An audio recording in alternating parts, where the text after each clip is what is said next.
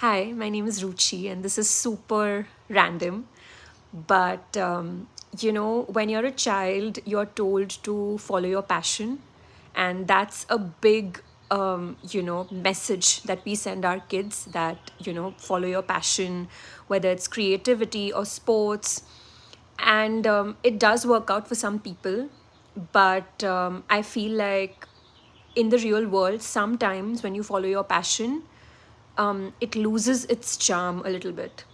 So I know that many of y'all will say it's just about, the work or putting in 100% of yourself, but burnout and anxiety is very real.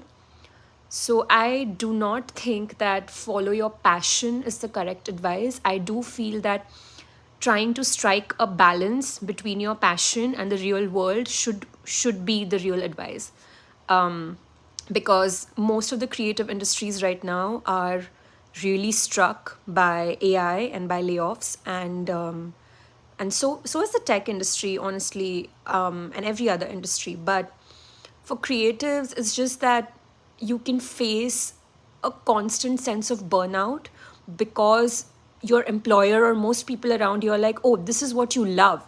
So you should do this like for 80 hours or for 100 hours. And that just doesn't work. You need to balance your creative pursuits, and you also need to balance your real world reality. Like, everybody got to survive. So for all those creatives who feel like they're lagging behind because they are not creating, because they are procrastinating, and because they're seeing people make stuff online or, do great work, it's okay.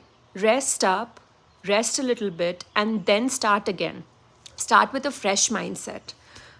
Sometimes unlearning and sitting back and then going forward with new energy, new ideas, new thoughts, new technologies. I think that's what is needed at this current moment. So if you are burnt out, if you are feeling anxious, if you are feeling restless, take some time for yourself. Do something which you actually enjoy, not for the views, not for a job, not to prove anything to anyone, but just to create. Just create something, and feel happy about it.